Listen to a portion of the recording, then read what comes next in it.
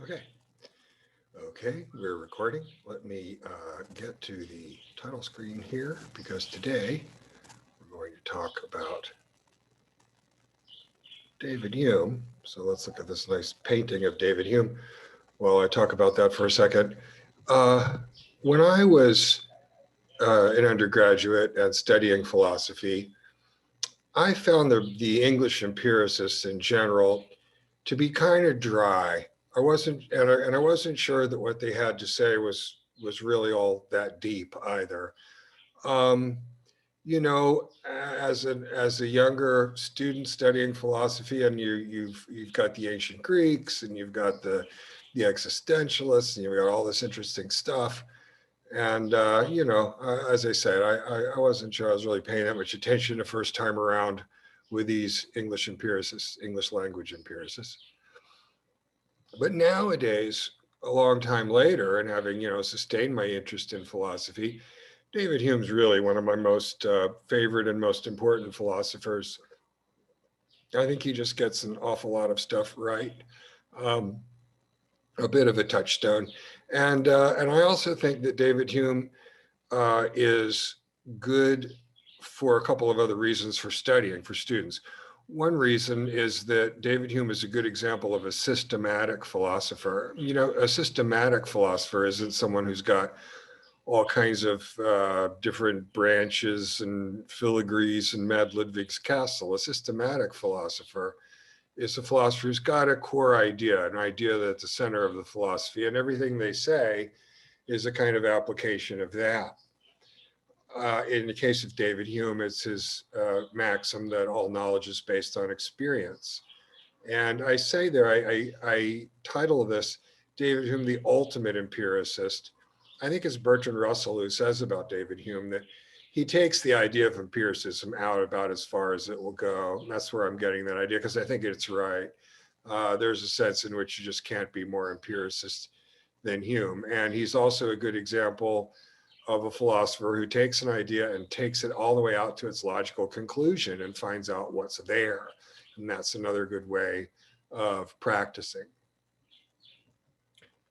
Okay, so then let's move on.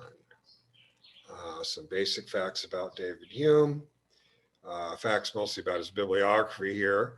He was in his 20s. He was 23 years old, in fact, when he first started working on the Treatise of Human Nature, which he published when he was 29.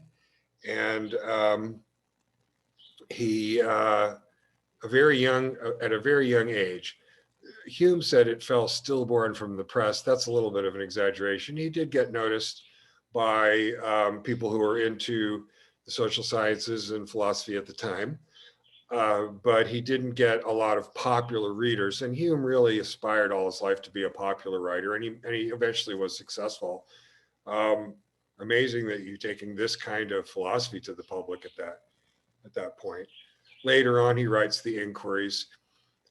He wrote the Inquiries again to try and give it another chance. The doctrines are substantially the same, but he refines the argument, the epistemological argument, in the Inquiry Concerning Human Understanding into something very much clearer and much more concise. I think that's true myself.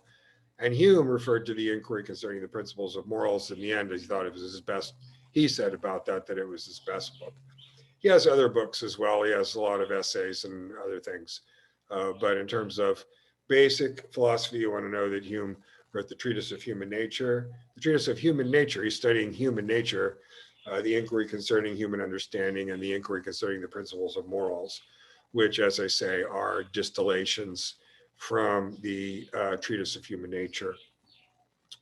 If you're really into Hume, I think I would recommend the best place to start is the Inquiry Concerning Human Understanding, unless, of course, you're into ethics, in which case you might as well just read the Inquiry Concerning the Principles of Morals. But if you get into Hume, the treatise is a very large work, which has all kinds of chapters that we don't find covered in the inquiries, and there's all kinds of good stuff in the treatise. So I do recommend reading it to get to get your arms around David Hume's epistemology. You really want to read the Inquiry Concerning Human Understanding very closely, because that's where he's really polished those arguments up, and those are good arguments. twice during his years living in Edinburgh in Scotland. He stood for university positions. Twice the local churches intervened because of his atheistic views. Hume is atheistic. He does embrace the atheistic implications of his empiricism, I think. Although his dialogues concerning natural religion have very sophisticated arguments about all this. And after the treatise and the two inquiries, that would be the next thing to read, the dialogues concerning natural religion. Finally, after all of that, because again, remember, he started, he's awfully young.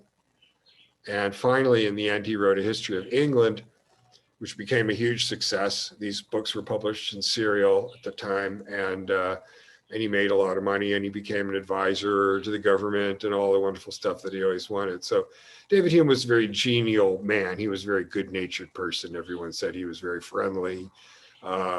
He was good around young people. You get, in his case, you get the impression of someone with a very sort of sunny and cheerful disposition. He worked a long time to get where he was, and his biography is interesting. So basic ideology here, what is he doing? Enlightenment Hume, the Hume of the 1700s, the Hume of the 18th century, the revolutionary 18th century, as I say. So we've already seen Thomas Hobbes. Thomas Hobbes was inspired in his case pretty directly by Galileo, thinking that fundamental ontology was matter in motion. And Hobbes just trying to develop a really physics-based kind of study of human behavior. Hume, the same goal. Hume wanted to do the same thing. And in particular, Hume more self-consciously wants to give an alternative to traditional rationalist notions about human nature, traditional dualist and notions about transcendental rationality and so on that we saw with Descartes and with the rationalists. And Hume's really thinks that can't be right, and he really wants to develop alternatives to that. So Hume thinks that the most important thing that he's doing is taking these Newtonian ideas. Remember, also Newton said he didn't have theories, he just was trying to give the mathematical description and so on. And Hume understands all that, that's what he means. We say he's a naturalist. What does naturalism mean in the case of David Hume? Two things. First, that he saw no reason to separate humans from the rest of nature. He's not a human exceptionalist. So I think that's naturalism. There's kind of two contradictory senses of humanism from the Renaissance around that question. And the other sense in which he's a naturalist is that as a good empiricist, as the ultimate empiricist, he rejects metaphysical speculation. He doesn't want to do any metaphysical speculation, whether he's talking about the cosmos or the human mind. One of the things he's famous for is founding a kind of literature about causation. It looks awfully skeptical because Hume says, look, you can't see any causal power. I'm going to talk about that at length in a minute here. One thing to point out here is that a lot of these things that he says, he's saying because he thinks there's some unwarranted metaphysical content there that he thinks we can do without. And in the case of causation, he thinks there's a sort of mysterious occult sort of causal power that people talk about that he doesn't think is real, or at least that he doesn't think we have any grounds for talking about. And as I said at the beginning of that last item on the slide there, why is his psychology so minimalistic? Why does he have such a really, really simple, scaled back psychology? Because these rationalists, remember, think that God is putting all these clear and distinct ideas into your mind and transcendental mathematics and the whole ball of wax, and he thinks that's pretty out of control. So he has his reasons for having a very simplistic psychology. Of course, then the next step in the conversation is that Kant notices the simplicity of Hume's psychology, and that inspires him to try and go beyond. All right, so let's just talk about what empiricism actually is now. This is really, really important. The natural science is sometimes called empirical science. This is a giant pillar of Western civilization, folks. Nothing less than that is this empiricism. The way Hume formulates it is all knowledge is produced by experience. Again, that's aimed at the rationalists, aimed at the Christians, aimed at people with otherworldly theories of human nature. All knowledge produced by experience. The senses experience with the senses. Descartes, remember, was a mathematician, and Descartes' epistemology was what you would expect from a mathematician.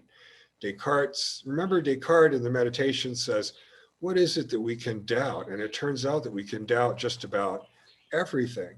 We can certainly doubt just about everything if we're Descartes, because Descartes says logical certainty is certainty to a probability of 1, that you've demonstrated the logical necessity of the truth of the proposition.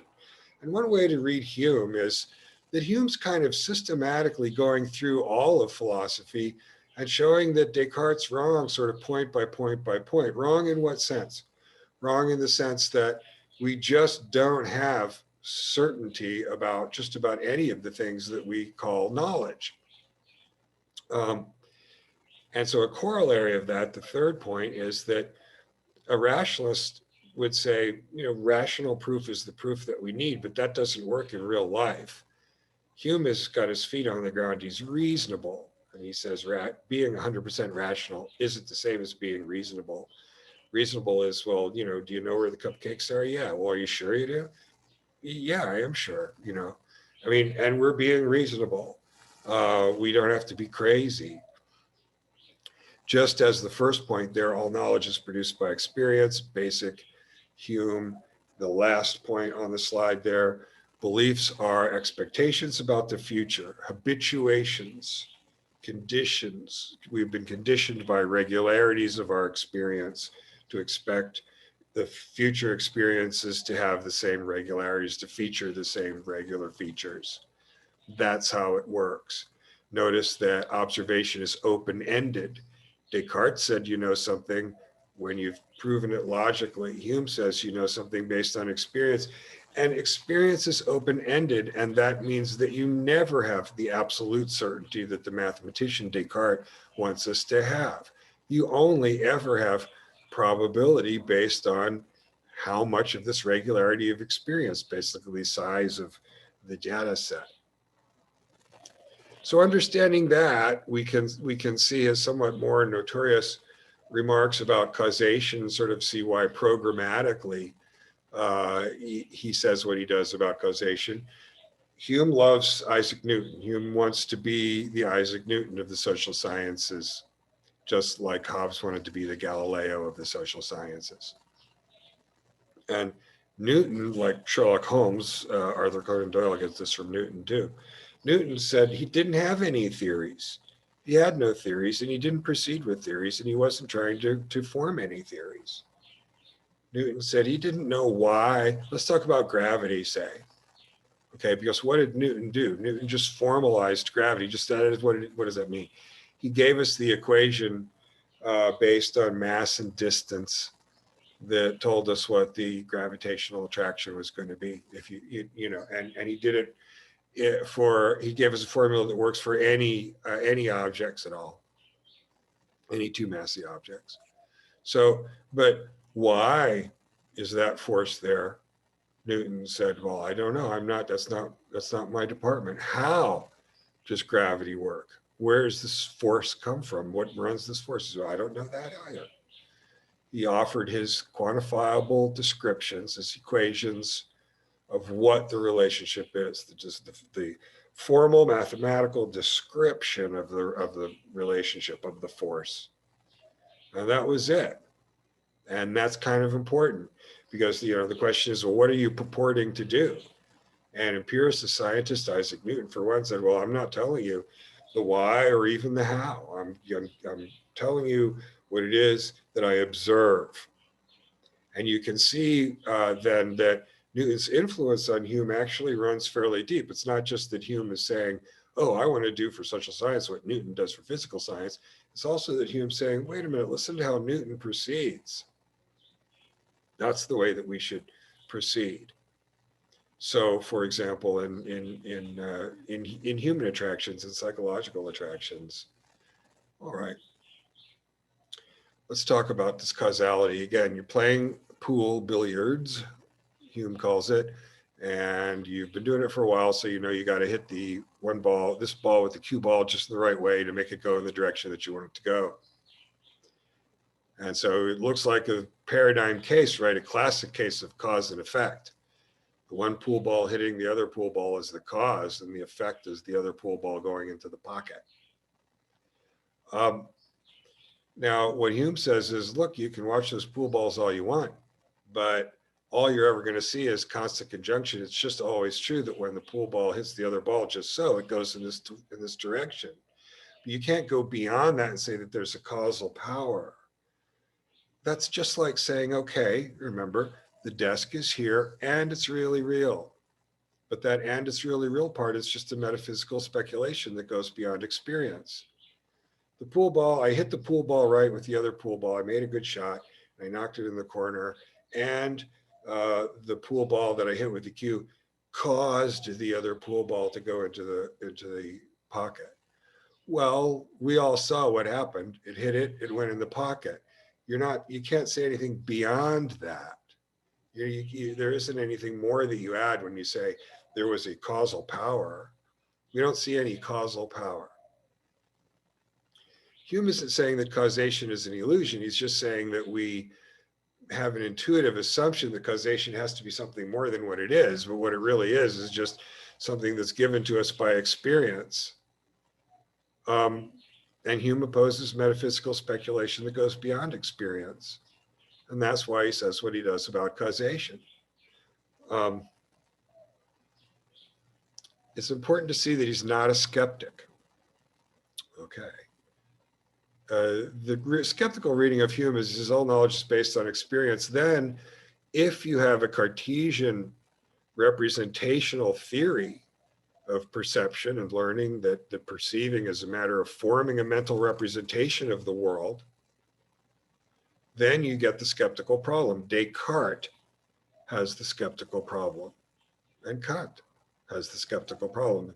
They have the problem that what, according to them, what we experience is our own representation of the world and not the world itself. And that automatically bakes in that skeptical question mark as to, well, then, if all I'm experiencing is my own representation of the world, then reality itself could what? Be experienced some other way? In fairness to Kant, he understands just as well as Hume does. That doesn't make any sense.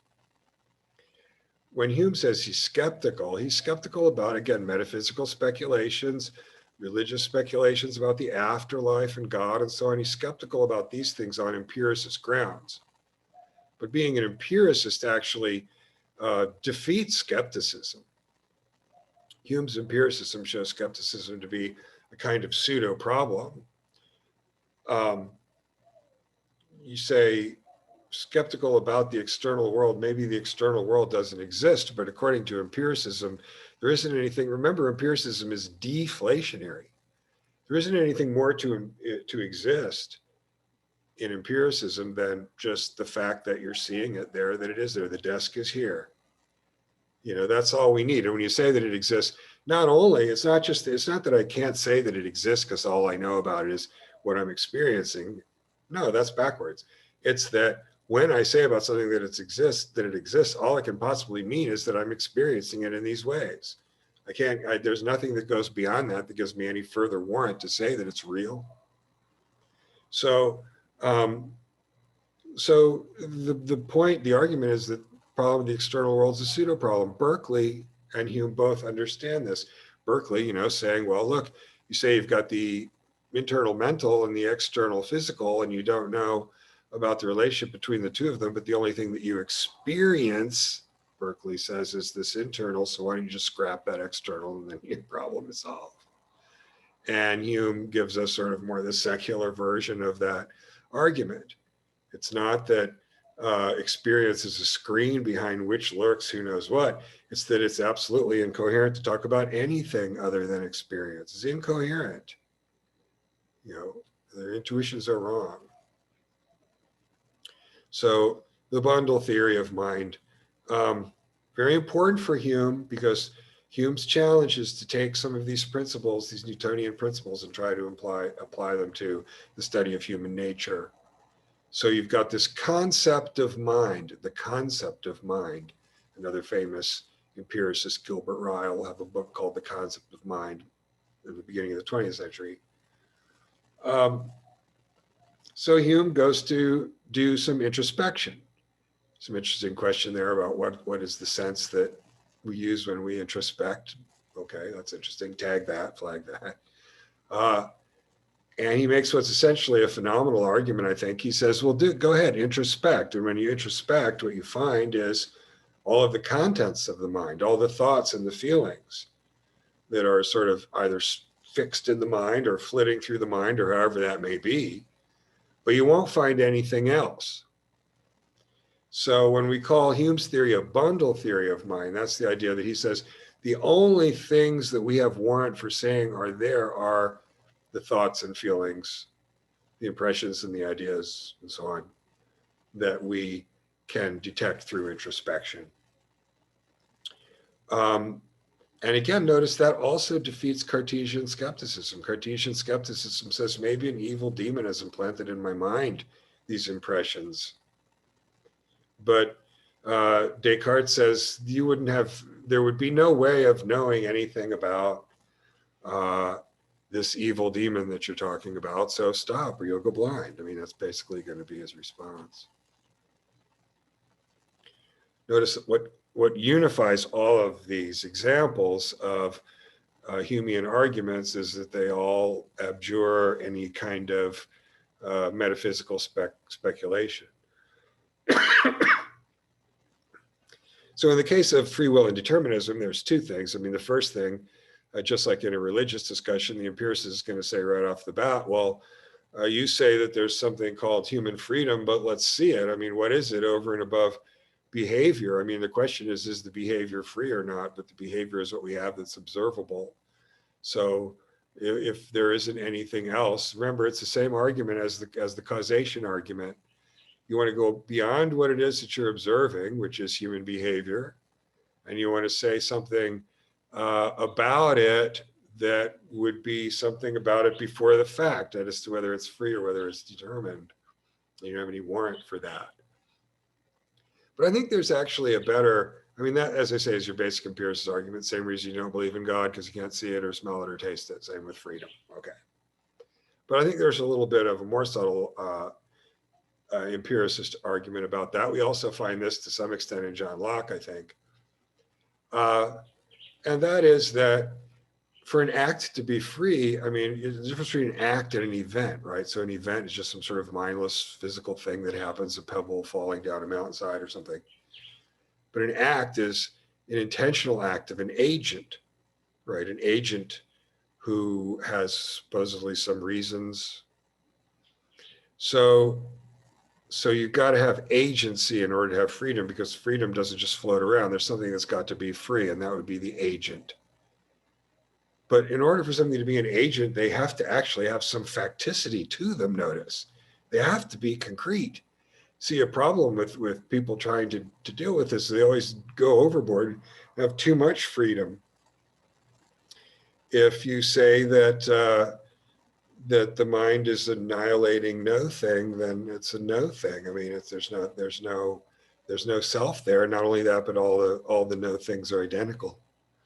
So this empiricist line, anyway, for what it's worth, the empiricist is going to say about that is, look, the whole notion of free agency or the liberty of the agent is something that rests on a whole bunch of concreticity, namely the existence of the agent in their concreticity, such that they can be recognized as the agent, right, in their behavior and in all their other characteristics. But notion, the idea of determinism, empiricists tend really not to care much about determinism. They might say, well, okay, the cause and effect relations are law-like. Nomological means law-like. So yeah, I guess determinism if you want. But since it doesn't seem as if there's any more burden than the usual burdens that we have based on the laws of physics, then, you know, it's really, we say empiricist compatibilism. Really, my view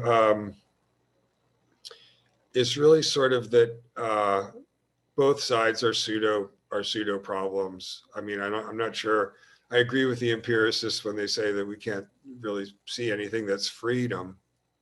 But it also looks like determinism is a kind of skepticism. Determinism is skepticism about whether I'm making choices. Remember, philosophical skepticism is anytime the skeptic tells us that I don't know something, I'm absolutely certain that I do know. And so we do have some responses to skepticism. And so I think, for myself, I would treat determinism as a variety of skepticism and apply some of the responses that we know to make to the skeptic, to the determinist. All right, finally then, talking about Hume's ethical theory, which is very important. I think Hume's one of the most important ethical theorists in the tradition.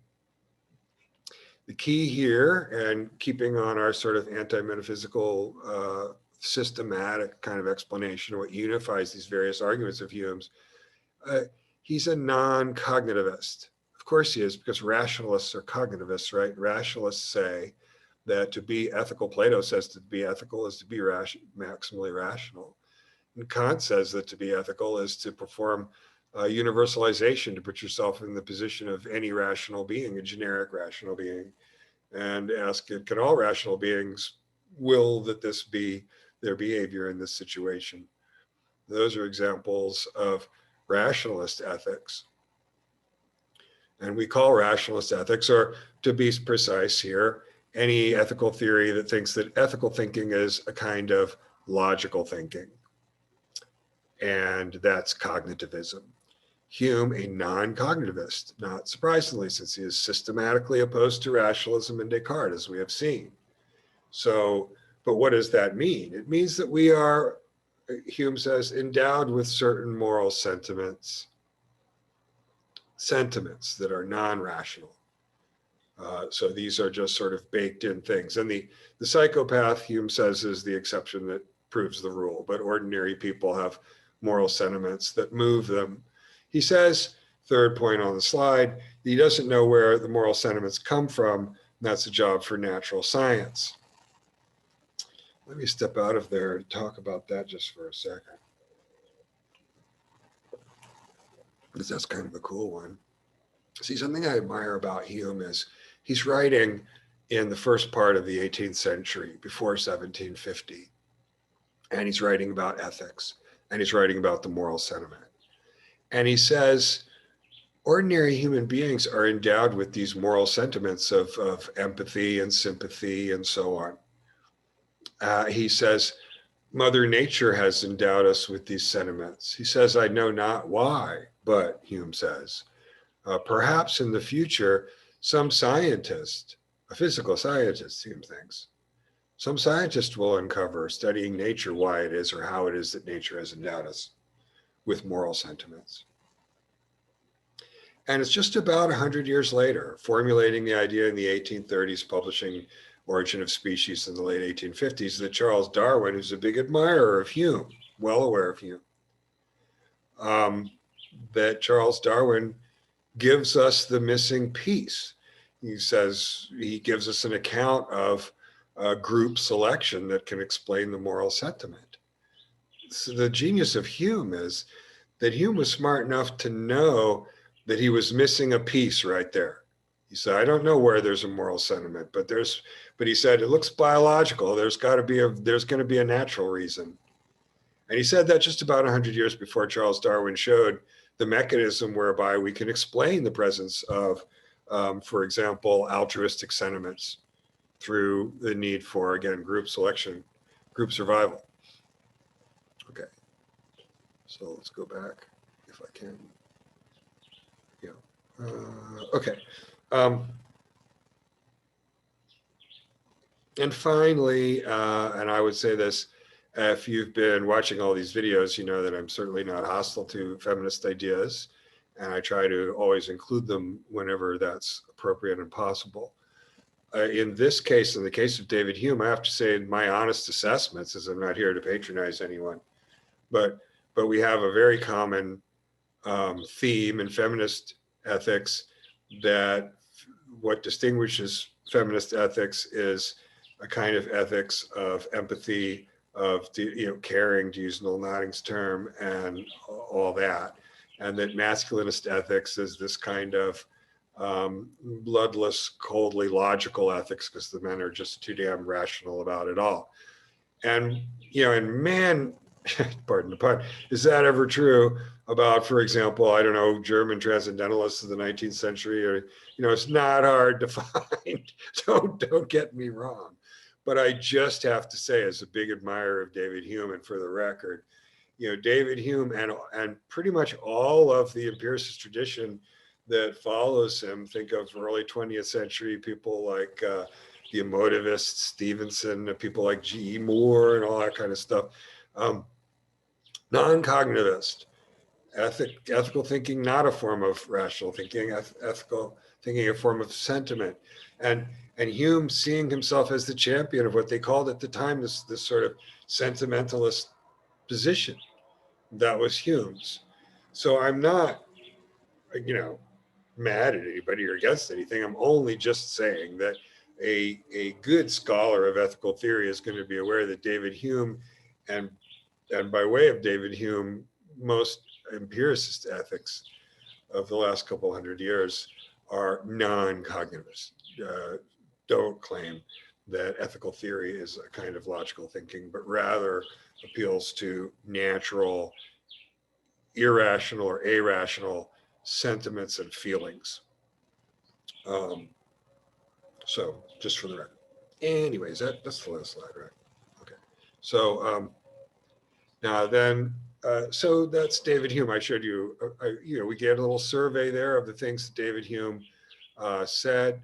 There's another video about Hume's argument about miracles, chapter 10 of the Inquiry, and I think I'll probably post that to you too. David Hume, a really, really basic philosopher. I think a lot of people would say in that European tradition, you sort of have Plato, Aristotle, Hume, and Kant. The problem with those kinds of canonical lists is you don't want to close your mind to stuff. But on the other hand, after you look at it, it's just a body of literature, and after you look at it for a long time, you start to sort of see what's what. And I think David Hume really defines a kind of pole of thinking. And I think his arguments are wily. They're not what people think they are. He's not a science groupie. He says that what we're calling laws are just very strongly conditioned habituations. That's a very subversive thing to say to realism. I've emphasized a couple of times, he's not a metaphysical realist. He doesn't want to do metaphysics at all. So I think when we talk about a kind of oppressive scientism, we're thinking about more the scientific realist, and Hume is not that. Hume has a much more nuanced and subtle view of what the scientific or what the empirical enterprise is, I think. So that's worth looking at. And he's also got a lot of interesting things to say about psychology and ethics, as we saw. So anyway, David Hume, and that is that. I'll talk to you soon.